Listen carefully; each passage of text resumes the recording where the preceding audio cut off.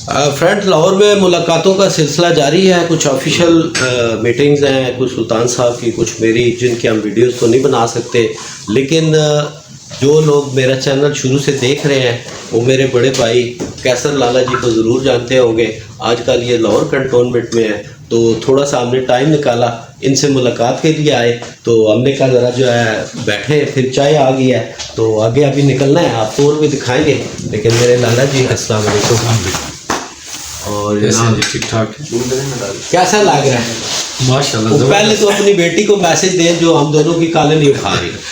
अच्छा बेटा, मैं आपको बहुत मिस कर रहा हूँ और मैं आपको ना एक दो दफ़ा कॉल की तो आपका नंबर जो है ना वो ऑफ मिलता है। तो अभी आज आपके बाबा हैं, बहुत अच्छा लगा है।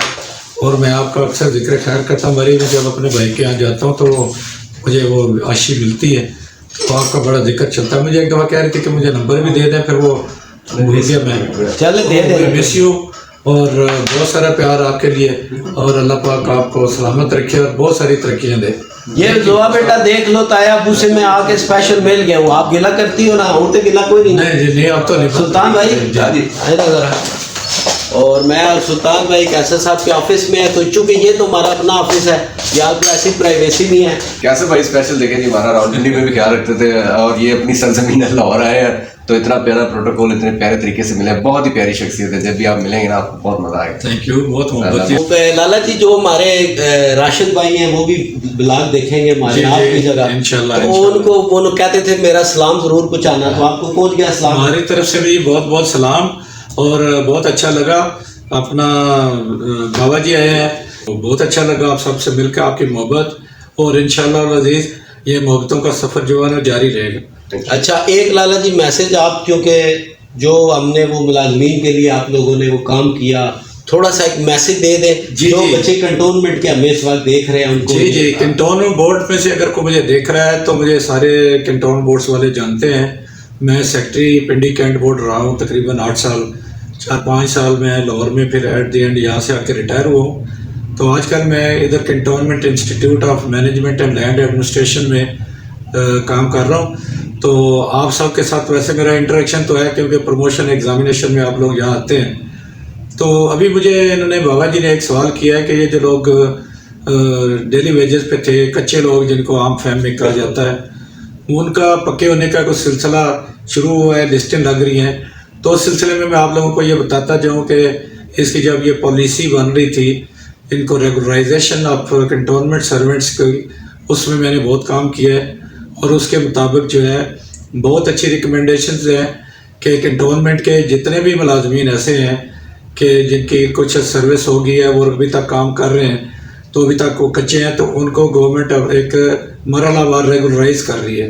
दूसरा, इसमें एक सवाल इन्होंने ये किया है कि कुछ बच्चे ऐसे हैं जिनकी सर्विस तो काफ़ी मुनासिब हद तक हो चुकी है, लेकिन वो सर्विस करते करते ओवर एज हो गए।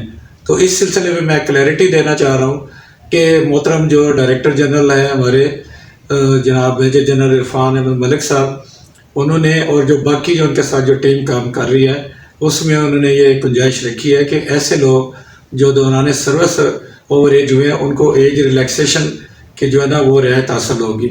और ऐसे लोग जो भर्ती होते वक्त कुछ थोड़ा सा 5 साल with in less than 5 year जो ओवर एज थे, उनको भी एज रिलैक्सेशन दी जाएगी। तो ये बड़ा एक अच्छा इकदाम है।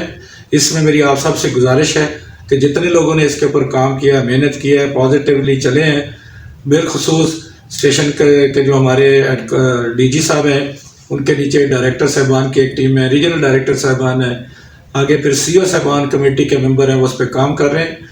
तो सबके लिए आप ज़रूर दुआ कीजिएगा ताकि ये महकमा प्रॉस्पर करे, इसके जितनी तरक्की और खुशहाली आएगी वो मरहलावार फिर आप तक भी पहुँचेगी। मेरी तरफ से बहुत बहुत शुक्रिया आप सबका। जो लाला जी, मतलब सादी सी बात यह है कि जो हमारे बच्चे भाई दोस्त जो वहाँ पर कच्चे थे, अक्सर मुझसे वो ऑफ द रिकॉर्ड सवाल करते हैं कि जी हमारा क्या बनेगा, निकाल, मतलब किसी को कोई डर खौफ नहीं है? इंशाल्लाह नहीं, कोई डर खौफ नहीं है, किसी को भी नहीं निकाला जाएगा।